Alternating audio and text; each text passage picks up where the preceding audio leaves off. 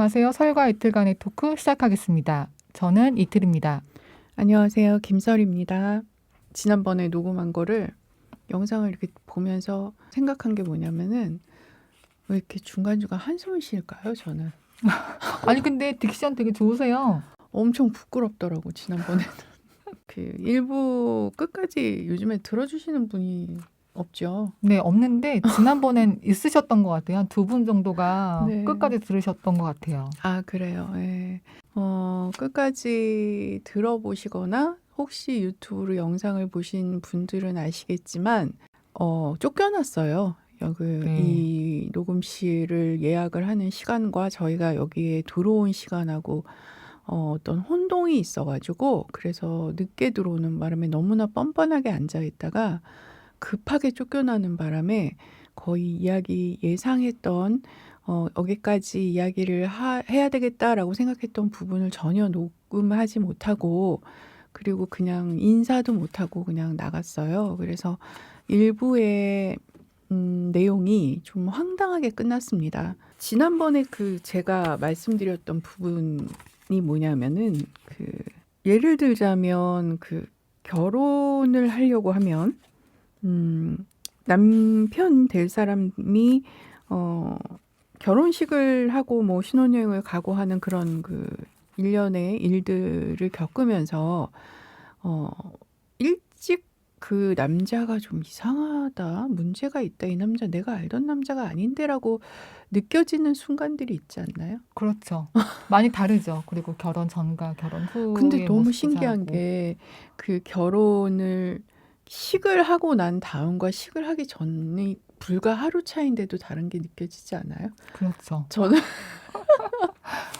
자기 합리화를 되게 많이 하잖아요, 음, 보통. 예, 그래서 저 같은 경우에 자기 합리화가 참 많았는데 일찍 어떤 자기 일에 사업에 매진하는 어떻게 보면 진취적인 남성이다 뭐 음, 이렇게 생각을 했다면 조금 시간이 지나고 나니까 단순히 그런 것 같지는 않은데 음, 네, 이런 식으로 조금씩 이제 좀 더 객관성을 갖고 보게 되잖아요, 남편이라는 사람을. 보통은 뭐 콩깍지가 씌인 기간이다 이렇게 얘기를 하는데 그 기간이 뭐 짧은 사람은 아까 말씀하신 대로 뭐 6개월 안에도 뭐 콩깍지가 벗겨지는 사람도 있고 뭐 아니면 진짜 오랫동안 그 콩깍지가 안 벗겨진 채로 죽을 때까지 사는 사람도 있고 뭐 그런 차이가 있는 것 같아요. 그러니까는 저는 좀 객관화가 될 필요가 있다라고 생각하는 쪽이에요.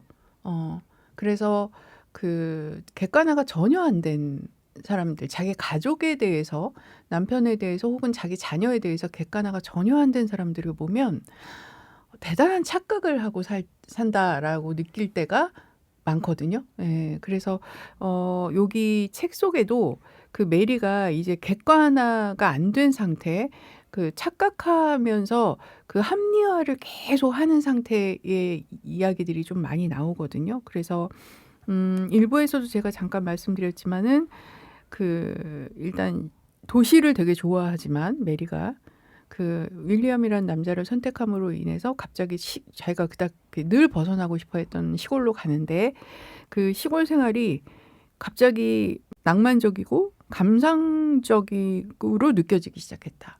가는 길에. 그래서 뭐 자연과 가까워지고 있다라고 생각했다는 거죠. 네. 네. 저는 그 부분을 읽으면서 저는 이제 남편이랑 6년 연애를 했거든요.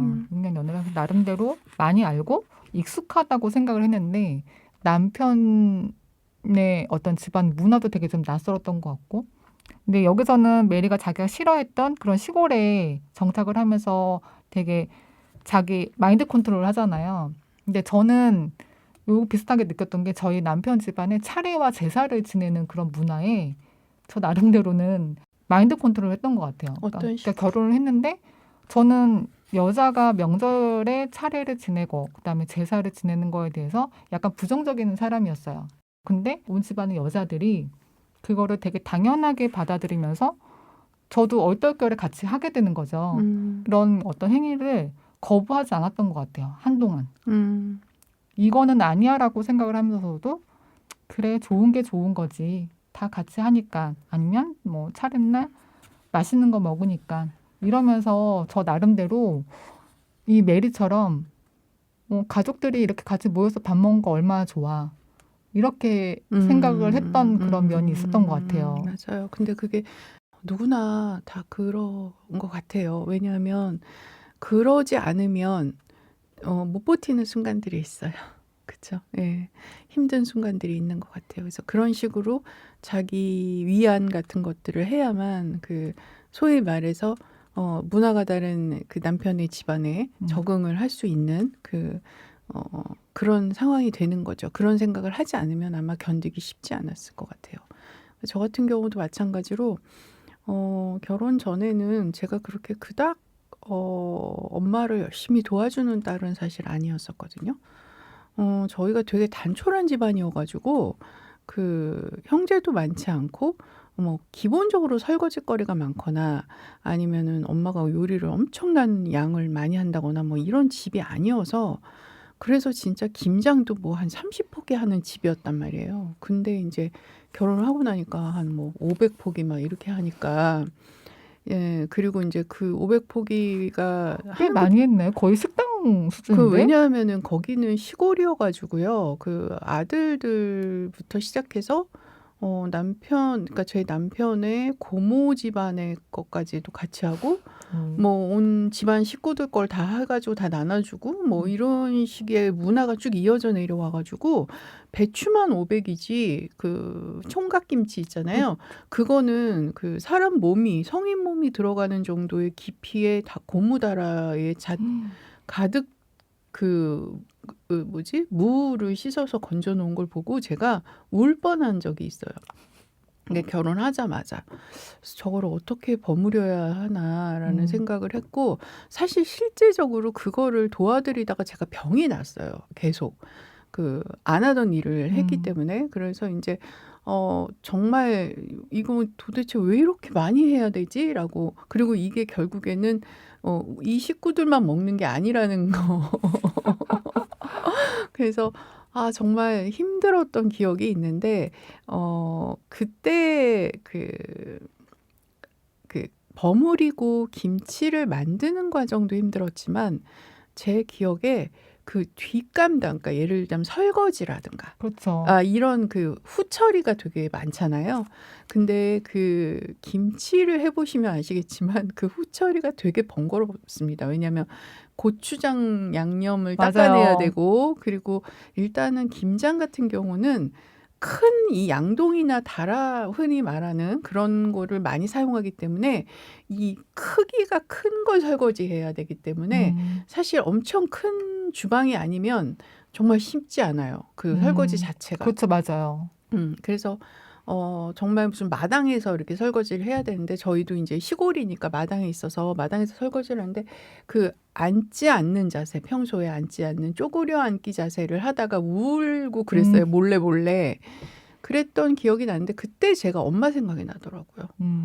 내가 엄마랑 살면서 이렇게 한 번도 제대로 엄마를 도와드린 적이 없는데 '내가 여기서 뭐 하고 있지?' 그때 그런 순간순간마다 우리가 그 자기 위안이 필요하죠. 네. 그걸 그래야지 견딜 수 있기 때문에. 네. 그래서 메리는 이미 이 남자가 가난하다라는 걸 알고서 시작을 했는데 그 가난이 메리는 자기랑 상관없다고 생각하면서 시작을 했어요. 그리고 희망도 있었을 것 같아요. 이 예. 남자가 성실하니까 그리고 농장을 가지고 있었으니까 돈을 조금 벌고 저축하면 이 가난을 벗어날 수 있을 거야라는 어떤 희망이 있지 않았을까요? 그랬던 것 같아요. 그래서 아무튼 인제 메리가 가서 그런 자기 위안을 막 하면서 사는데 한 번도 자기가 원하는 대로 돌아가지 않았죠, 상황이. 그쵸. 네. 정말 어려웠어요. 근데 인제 여기서 리처드의 얘기를 안 할 수가 없는데 그 리처드 때문에 사실 메리가 결혼 후에 되게 성격이 많이 변하는 것 같아요. 그러니까 신경질적으로 변하기도 하고 것 같아요. 폭력을 쓰기도 네네. 하죠. 맞아요. 뭐 예. 흑인에게 채찍을 휘두르거나 그다음에 하인들을 갖다가 굉장히 못 살게 굴 정도로 이제 일을 하나하나 꼬치꼬치 참견을 하고 근데 보면 리처드한테는 그러지 않는단 말이에요. 그렇죠. 리처드한테는 불만을 표시하긴 하지만 리처드가 짜증내는 것 자체는 또 두려워하기도 해요. 그거에 대해서 리처드의 짜증나는 얼굴을 더 이상 볼 수 없었다 이런 표현들이 나오잖아요. 그건 무슨 심리일까요? 리처드 말고는 의탁할 곳이 없어서. 없었다는 생각도 좀 들고 이 시대적 배경상 아무래도 여자는 남자한테 종속되어 있다는 어떤 무의식적인 그 본능 이런 게 있지 않았을까라는 생각이 조금 들어요. 그러니까 소위 말해서 여기 아니면 갈 데가 없다. 네. 그렇죠. 그리고 리처드를 떠나서 혼자서 뭔가 할 수 있는 상황이 전혀 아니었으니까.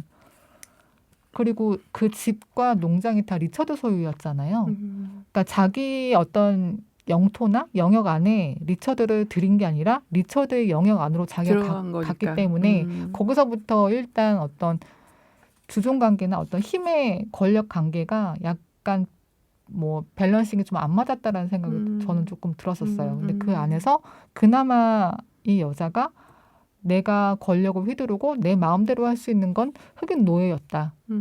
이런 느낌이 좀 들더라고요. 그래서 이제 진짜 그 이 배경 자체가 너무 열악한 게 일단 너무 덥잖아요. 맞아요. 그렇죠. 너무 덥고 더운데 또 이제 천정이 없으니까 뭐 얼마나 낮에는 뜨겁겠어요. 네. 그리고 양철 지붕 같은 게 네. 덮어져 있나 봐요. 천정은 없는 상태에서 네. 바로 양철 지붕. 지금 제가 상상만 해도 더울 것 같거든요. 네. 여름에 비닐하우스에 들어가 있는 그런 느낌 비슷한 느낌. 아닐까. 네, 맞아요. 그래서 사람이 극단적이게 되잖아요. 네. 너무 더위에 계속 노출이 되다 보면은 그래서 이 신경질적으로 점점 더 변해갈 수밖에 없지 않았을까. 안타까운 거는 그런 모든 상황들을 리처드는 한 번도 제대로 직시하지 못했던 것 같아요. 자기가 그냥 그렇게 불편하지 않게 살아서 그런지 어떻게 리처드는 그게 불편하지 않았을까요? 편한 걸 안 겪어봐서? 리처드 자체는 집에 머무는 시간보다 밖에 나가 있는 시간이 많고 어차피 그한테는 밖에 나가서도 덥고 집에 있어도 더워요. 그러니까 굳이 집에 그거를 천정을 설치할 생각을 못했고 그다음에 두 번째로는 메리를 사랑을 한 게 아니에요. 만약에 사랑했다면 그 여자가 원하는 것을 해줬겠죠. 근데 사랑해서 결혼한 게 아니라 필요해서 결혼했잖아요. 외로우니까 결혼을 했기 때문에. 그리고 리처드는 아이가 필요했었잖아, 처음에. 결혼할 때는. 아이를 낳고 싶어 했으니까 그런 의미로 빨리 결혼하고 싶다. 뭐 이런 얘기를 했었잖아요. 필요 조건이 어쨌든 채워졌으므로 천정을 해야 될 이유와 어떤 뭐 필요성? 이런 거를 깨닫지 못했을 것 같아요. 결혼하고 난 다음에 메리라는 존재가 생겼고 그 메리라는 존재가 생각보단 똑똑해요. 네, 맞아요. 네, 생각보다 똑똑하고 리차드는 시간이 지나면 지날수록 자기보다 자기 와이프가 똑똑한 걸 느낀 것 같죠? 그렇죠. 네. 안 것 같아요. 네네. 그러다 보니까 상대적으로 자신감이 점점 떨어지는 네. 것 같고 그리고 메리가 무엇을 잘하는지 알게 된 것 같더라고요. 그래서 그걸 적당히 활용할 생각도 네. 잠깐 했었고요. 그래서 식료품점을 차려놓고 그거를 메리한테 맡길 생각을 했죠. 메리는 원하지 않았고. 나는 읽으면서 이 남자 때문에 참 되게 답답했던 순간이 많아요. 뭔가를 열심히 하긴 해요. 근데 그 뭔가가 하나도 성과가 없죠. 무슨 나름대로 의지 같은 게 있어요. 그리고 관념도 되게 뚜렷해요. 그래서 그거를 자기가 하는 일을 옳다고 믿잖아요. 네. 다른 사람 말을 안 듣고. 네. 그래서 받아들이지 않고 그냥 본인 고집대로 계속 하다가 되게 많은 실패를 하게 되는 거죠. 그냥 땅만 가지고 있는 사람이. 네, 그렇죠. 그리고 실패에 대한 거를 분석을 하지 않아요. 그리고 중간에 보면 메리가 이제 그 리처드가 아파서 말라리아에 걸려서 메리가 대신 그 일을 하는 그 기간이 있었잖아요. 네. 그래서 장부를 보니까 제대로 마감한 일이 하나도 없었다라는 이런 표현이 나와요. 그걸 보면 일은 벌려놨는데 이게 잘못돼가 그러면 그거를 마무리 짓는 게 아니라 손을 떼죠. 그러면서 그러면 내가 왜 실패했는지에 대한 어떤 분석도 안 되고 자각도 안 되고 그러면서 또 다른 사업을 마무리가 안 된 상태에서 다른 사업을 또 벌리려고 하고 그러다 보니까 또 실패가 되고 이런 게 계속 반복되면서 점점 더 가난해지는 그런 음. 상황으로 가게 되는 것 같아요. 맞아요. 메리가 본격적으로 완전히 변하기 전에 견딜 수 없어서 도망을 가죠. 네, 집을 나갑니다. 현실만 확인하고 돌아오게 되는 거죠. 네, 재취업이 안 되죠. 그 예전하고는 완전히 달라진 상황들, 네, 결혼 전과는 완전히 달라진 상황들만 자기가 직접 다시 한번 겪으면서 남편을 따라 아무 말 없이 그냥 자연스럽게 집으로 다시 돌아오게 되는 네. 거죠. 예. 그리고 나서가 이제 본격적으로 어떤 이야기의 반전 같은 것들이 계속 끊임없이 나오기 시작해서 이때부터는 제가 조금 되게 빨려 들어가면서 읽었던 것 같아요. 메리가 네, 채찍을 들고 흑인을 뭐 이렇게 때리고 네. 뭐 이런 장면부터 시작해서 이제 모세라고 하는 흑인이 등장을 하는 거죠. 그 이제 등장을 하고 난 이후에 제가 그 이틀 작가님하고도 처음에 이 책 이야기를 하면서 되게 좀 신기했었다. 이거를 내가 어떻게 받아들여야 될지 잘 모르겠다라고 했던 부분이 모세와 이 메리의 관계거든요. 네, 근데 책 속에서 되게 모호하게 관계가 좀 이렇게 그 나와서 읽는 이들이 독자들이 어떤 쪽으로 생각하든 별 네. 상관이 없는 것 같아요. 네. 그죠? 해석하는 부분이 좀 다양하게 있을 수 있는 네, 관계죠. 맞아요. 그래서 저 같은 경우는 모세한테 몸을 맡긴다. 그러니까 네, 옷을 갈아입혀주고 뭐 하는 그런 그 흑인 노예한테 몸을 맡긴다라고 비슷한 그런 표현을 하죠. 예. 그런 장면을 보면서 이게 도대체 무슨 관계야? 이 둘이 남녀 관계가 된 거야?라고 생각을 좀 했었던 것 같거든요. 작가님은 어떻게 생각하셨어요? 저는 모세하고 메리하고 좋아했다라고 생각을 했어요. 그러니까 메리가 이제 중간에 보면 자신보다 강한 남자가 필요했고 리처드를 그런 남자로 만들고 싶었다라는 이렇게 문장이 나오거든요. 근데 모세를 묘사한 걸 보면 되게 근육질의 건장한 남자란 말이에요. 그리고 메리가 식료품점으로 건너갈 때 자기의 알몸을 일부러 보여요. 그 모세가 메리한테. 그러면서 자기 남성성을 되게 드러냈다고 저는 생각을 했어요. 그래서 그걸 보고 이 흑인이 이제 메리한테 일부러 이제 유혹을 했다라고 저는 읽었고, 그래서 메리는 강함, 남자의 어떤 남자다움 이런 것 때문에 끌렸다라고 저는 생각을 했었거든요. 마지막에 그냥 가버려, 떠나버려라고 외치는 순간은 그 톤이라는 어떤 영국 젊은 청년이 이 집에 일하러 와서 나가라고 했더니 메리가 같이 그래 가버려라고 그때서야 얘기를 할 수 있거든요. 그래서 메리한테 필요했던 거는 강인한 남자, 의탁할 수 있는 남자. 그래서 모세를 좋아했다라고 저는 생각을 했어요. 저는 그쪽보다는 그 아프리카에서는 백인이 흑인을 어떤 시각으로 보느냐, 그리고 백인을 인간적으로 볼 때 백인의 지위나 이런 것들을 어느 정도 시선에서 놓고 흑인을 보고 있느냐, 뭐 이런 것들에 대해서 좀 잠깐 뉘앙스가 나오거든요. 근데 그게 나오는 장면이 뭐냐면 초반에 시체로 등장하는 메리가 나오는 장면에서 그 죽음을 밝혀내는 과정 중에서 이제 뭐 동네 사람들이 영국에서 온 이민자들이 얘기하는 거를 살짝 들어봤을 때 아주 혐오하고 있다라고 생각이 들거든요. 그래서 저는 그 메리가 사실은 그 두 가지의 감정이 동시에 있었던 게 아닌가 싶어요. 그러니까 좀 약간 의지하고 아까 이틀 작가님 말씀하신 것처럼 좀 남성으로서 좀 강한 면모가 있다 보니까 그런 것들에 대해서 조금 의지를 하고 있었던 부분 플러스 그다음에 이제 그러고 있는 자기 자신에 대한 혐오감 이 동시에 있지 않았을까. 그러다 보니까 또 제3자가 나타나잖아요. 마지막에 톤이라고 하는 영국 남자가 나타나잖아요. 그 사람이 뭐 메리랑 어떤 뭐 제3의 관계가 될 사람도 아닌데도 불구하고 젊고 혈기왕성한 영국 청년이 나타남으로 인해서 그 혐오감에서 잠시 정신이 번쩍 든 게 아닌가. 뭐 그런 식의 저는 생각이 들더라고요. 마지막에. 예. 그래서 어쨌든 지금도 결론이 나진 않았어요. 제 입장에서는. 이 둘의 관계가 무엇인가. 그리고 모세는 복수의 칼날을 갈고 있었나? 음. 그 처음부터 의도해서 네. 그 메리한테 접근을 하고 그러니까 아예 접근 자체는 의도해서 접근을 했었나? 왜냐면 메리한테 채찍으로 맞은 적이 있기 네, 때문에. 그쵸. 예, 그래서 복수를 할 수 있으면 한번 해봐야지라고 하면서 집사로 들어왔는지는 모르겠지만 어쨌든 들어온 이상 계속 지속적으로 가스라이팅을 했다. 네. 그래서 모세의 결론은 책의 마지막 부분으로 갈수록 조금 의문이 커졌어요, 저는.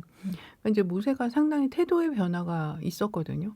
처음에는 메리하고 가브의 관계였다가 나중에는 점점 좀 대등해지는 음. 느낌이 들었다가 그다음에 약간 이성의 관계였다가 그다음에 이제는 완전히 그 단계를 뛰어넘어서 약간 서로 그 반대의 입장. 그러니까 처음에는 갑은 메리였고 을이 모세였는데 나중에는 막바지 가서는 그게 뒤바뀌잖아요. 네. 그래서 오히려 메리가 지배당하는 관계가 됐단 말이에요. 그래서 그 모세의 태도 변화라는 것이 모세의 삶을 살다 보면 그게 어쩌면 인간이 선택할 수 있는 마지막일까? 뭐 그런 생각하게 된 것 같고 저는 이 책을 읽으면서 줄곧 처음부터 끝까지 거의 그 생각을 했던 것 같아요.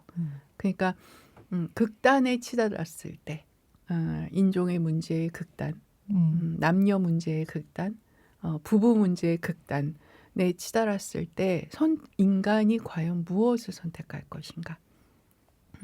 내가 어떻게 살아야 할 것인가를 선택하는 문제가 결국에는 도리스 레싱이 플립을 노래한다에 쓰고 싶었던 이야기가 아닐까. 예. 그래서 결국에는 끊임없이 처음부터 끝까지 도리스 레싱은 인간의 심리를 놓치지 않았다. 이게 어떻게 보면은 사회의 문화의 전반적인 이야기잖아요. 네. 사회 문화의 전반적인 이야기니까 사회 현상이라든가 그 문화, 우리가 살고 있는 나라의 문화 이런 것들이 그 인간에게 미치는 영향에 따라서 인간이 어떤 선택을 하는가. 뭐 이런 얘기들을 줄곧 해왔던 게 아닌가 도리스 레싱이. 그게 단순하지가 않은 문제잖아요. 그렇죠. 그쵸? 저는 이제 제가 살면서 조금 힘든 삶을 살 때 과거형처럼 얘기하네요. 힘든 삶을 살았었을 때 그 자주 느꼈던 감정이 그 무력감이거든요. 내가 뭘 네. 어떻게 할 수 있는 게 없다. 맞아요. 무력감. 그냥 지금은 엎드려 있을 수밖에 없다라고 네네. 느껴질 때가 있죠. 네, 되게 자주 그랬던 것 같아요. 그 무력감조차도 사라질 때가 있어요. 그러니까 그냥 약간 바보처럼 되는 거죠. 네. 내가 진짜 그냥 아무 것도 할 수 없는 존재가 돼버리는 거죠. 그런 상황이 되면 그 사람은 누구나 나라는 사람, 나라는 존재를 증명할 길을 찾게 되는 것 같아요. 어떤 상황에서는. 예. 그 이제 나는 누구인가? 그렇지. 이 질문인가요? 그렇죠. 나는 진짜 아무것도 없는 사람이고 능력도 없는 사람인데 내가 삶을 살면서 나를 증명해야 되는 순간들이 있잖아요. 네. 근데 그렇게 아무것도 없는 상태에서 나를 증명할 때 뭘 선택할까요, 사람들은? 네. 저는 그런 문제가 이 책 속에 있다고 생각이 그게 들어요. 되게 어려운 문제고 결국은 저는 그 질문에 대한 답을 찾기 위해서 인생을 계속 사는 것 같다는 생각도 좀 들어요. 나는 누구인가라는 대답을 쉽게 할 수 있는 사람이 과연 있을까요? 그러니까 직업 다 떼고 이름 다 떼고 정말 아무것도 없는 무에서의 나를 설명하기가 네네.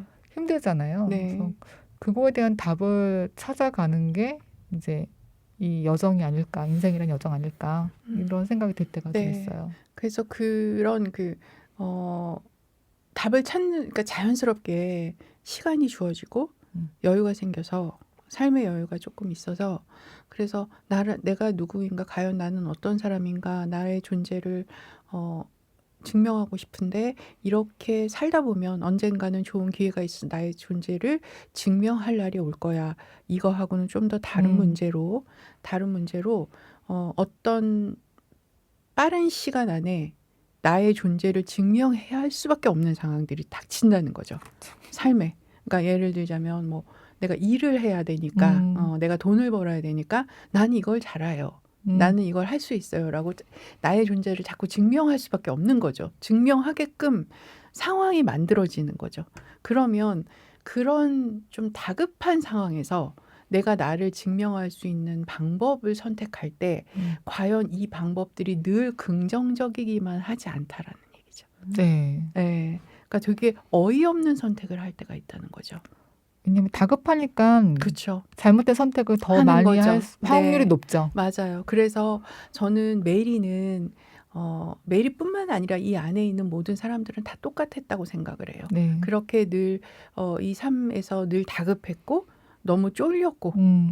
너무 가난했고 너무 더웠고 그런 극단의 상황들이 자꾸 생기면서 이들이 자기 존재를 하게끔 하기는 해야 되는데 어떤 선택을 했을까? 그러니까 메리는 최종적으로는 죽음, 네. 네, 죽음, 폭력 뭐 이런 것들을 선택했고 그 전에는 약간 무력감을 네. 느끼지 않았을까?